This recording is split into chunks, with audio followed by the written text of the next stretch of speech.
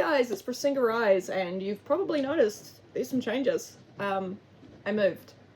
That'll be another video, but today I just wanted to say Happy Pride Month! I wanted to kind of come out to you guys for a long time, but I wanted to do it creatively and with an amazing, like, I don't know, art piece or something, but it never felt like the right time.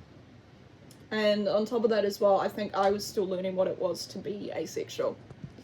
And so I'm just sitting on my bed, by the way, because it is a miserable day. I could go sit in my lounge and record this, but just felt like taking it back to the original, how we used to talk. So for those of you guys who are new here, kia ora. My name is Brooke, or Brisinga Rise. And I'm talking about my sexuality for the first time and not flippant remarks every 5 minutes. I'm asexual. So, for those of you who don't know what that is, an asexual is somebody who has little to no sexual attraction to someone. That, spoilers, doesn't mean that we don't engage in intimacy and in that way in the bedroom, but it just means that it's something that we don't need, I guess, as much. Growing up as a kid, I didn't have a lot of ace representation at all. In fact, the only person I knew who was asexual was Gerald from Shortland Street. And as a child, I vehemently denied I was anything like him. But after watching back his scenes and his episodes and how funny he was and different, I was like, particularly lately, going, oh crap, I'm exactly like him. So I guess the question is, what does that mean for a woman?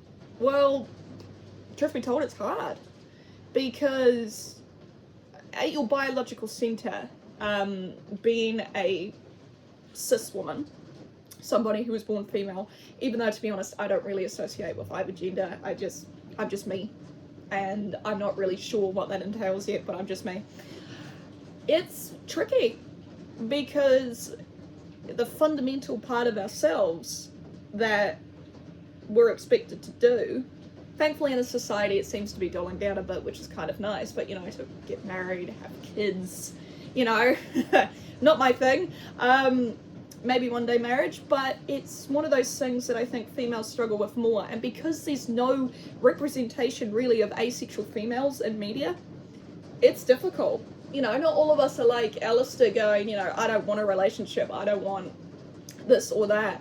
To be honest with you, a lot of us would love a queer platonic relationship, or a relationship where we are with a person that understands our unique needs and abilities. So it can be a bit sad sometimes, personally, for me, when there's no representation. I know that sounds completely wild, but there isn't. There is no representation of asexual females that are authentically what an ace person is. It's not played up for the sake of, for example, being asexual and making a big hullabaloo over it. And that's the thing that's happened with gay people, particularly, even though I'm queer, obviously. I am actually pan-romantic asexual. I do not care much about who I love. It's more about their soul. I couldn't give a crap what's between their legs or not, or how they present themselves. As long as they are an amazing individual, I would be very happy. It's weird, because as well from the way I look, and like I said, I don't see myself as beautiful. That's my trauma. But over the years, I've come to understand that people find me quite attractive. And I think that kind of doesn't help the asexualism either, because it's this thing of, you're really pretty and I want to do things with you, and it's like, well, that's great, I'm really touched you'd like to do that, but I don't feel that like you do. I think you're very handsome, or you're very beautiful, you know, but I don't feel that like you do. So it can be really hard, and I guess that's why I just wanted to sort of come out raw, rather than doing some kind of big hullabaloo about it, because when I came out to my father, as much as I love him, his response was pretty shite, actually. He went to me you're going to be very lonely. And I sat there for a minute and I thought, you're probably right. My nana, bless her, been over 6 months now, which is hard to think about, had a very different reaction to it. She lit up and she smiled at me and she said, you're going to find someone. You know, she was like, maybe it'll be somebody who can't do it for whatever reason, you know. And I said to her, well, we can do it. It's just that we don't feel that kind of connection other people do. And she went, oh, well, you know, I'm sure there's somebody out there for you. And she never once worried about the fact that Brooke was gay, you know, Brooke wasn't straight. It was, because fun fact, asexual does not mean spicy straight. We're gay. We're queer. We're part of that community. The A doesn't stand for ally, it stands for asexuals. It stands for the spectrum of us. And it's ironically why a lot of us wear a one ring on our finger. I have a one ring. It's just too small and I cannot wear it. Because my fingers, as you've probably noticed or seen on the other forms of social media, I got kicked and broke it quite badly. But it's healing. Touches back, feels back, sensations back. It's just getting it to come down and turn the muscles back on. And I've been at that for about 8 weeks, and I can draw, so that's all that matters to me, really. But yeah, being asexual is weird, but it's wonderful too, you know. Like, I've often thought I wouldn't mind being in a poly. Platonic, possibly, or in the sense of my partners and I would not participate in anything in the bedroom if I wasn't comfortable. Because a lot of people think that trauma turns you asexual, which is why a lot of asexuals don't come out if they've had trauma, because the world immediately assumes that everything's shut down there because we were traumatized. We've got, like, I have CPTSD, that's why I'm asexual. No, I have always been asexual. I have always watched things with, you know, stuff like that, and I would have gone really giggly and anxious, or just looked at it and gone, ugh, I don't want that. No, I don't like that. No, you know, my sister would watch Sex and the City over and over and over again, and, you know, the movie where there's quite a few sex scenes, and I was going, oh, no, I don't like that, you know. Doesn't mean that I haven't explored. No, I have. But it's weird to sort of come to that conclusion that I'm now very comfortable being asexual. My dream actually is to create a hoodie that represents asexualism, that is my own artwork, but also really unique and special and comfortable and nice and all that wonderful jazz. But it's so interesting to me that during Pride Month, people come out, gay, pan, whatever, but ace is very rarely talked about, and I think it's because it's such, almost like a new thing. We've always been here, but I think coming out and being openly asexual and not caring what people think, because I frankly don't,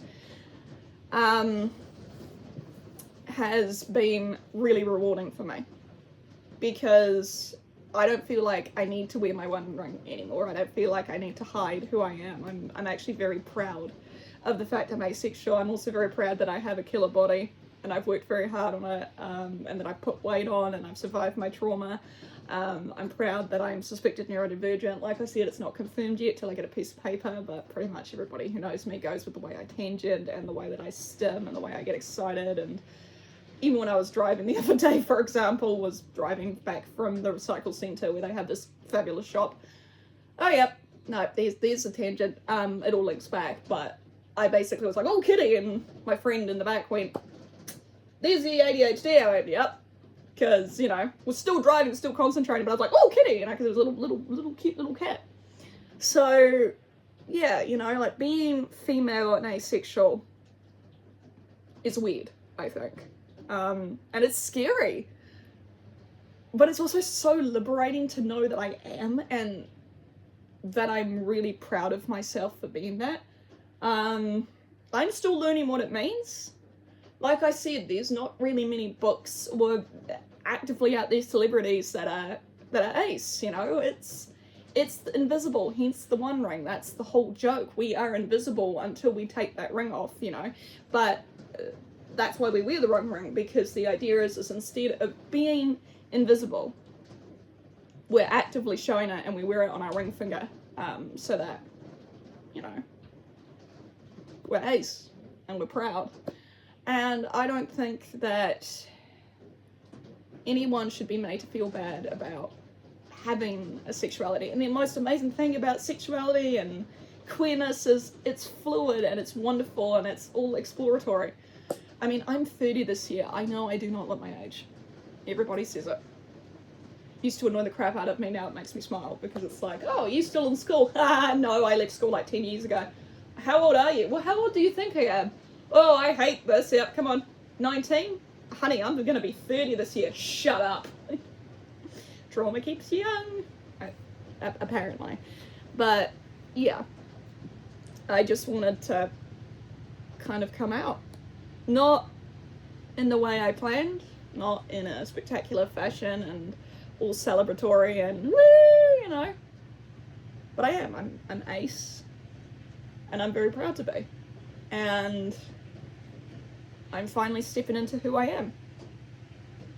And even if I do find myself lonely in life, I am very lucky to have the friends that I have, the companions that I have, the family that I have, the people that I've chosen to be my family. And as well as that, be part of an amazingly supportive community that, you know, accepts us, welcomes us. I'd love to meet some more asexuals, but to be honest with you, I'm just happy being myself. So happy Pride Month. I hope you guys enjoy it. Love the rainbows. It's currently pissing down with rain, so there's no rainbows for me at the moment. But if you guys would like to see more of me, I will be at the next village market. You guys can find that on Facebook. I go every month. And I'll have a couple of pieces of artwork there. I'm looking at actually posting them on YouTube and being brave. I've been too scared to be brave, but I'm going to start being brave, and I'm going to post that, and then gaming can hopefully come back someday soon now that I've moved. You know, we can get everything settled and then get the desk and get everything set up and just start completely again. But right now, what matters is that I am comfortable being myself. And whenever I don't feel comfortable being myself, whoopsies, I have this. This was the last gift my nana gave me. And I wear it to death. Oh, my washing machine's done. That's good. But I wear this to death. This was my nana's. Came from New York. She used to wear it to every special occasion. And now whenever I need her, or I feel a bit anxious about being me, I can hold on to this around my neck, run my fingers over it. And now she's right there with me going, just be you. That's what she always wanted. So thank you guys so much for watching. If you guys put up with my banter, put a pride flag down below, or a heart, or anything you want, really. It's been a bit scary actually coming out fully, you know. I mean, everybody knows my private life more or less because I talk about it all the time. I'm not ashamed of it, but yeah, it's a little scary. But thank you guys so much for watching, and I hope to be back producing content both on YouTube and TikTok very, very soon. Ka kite ana!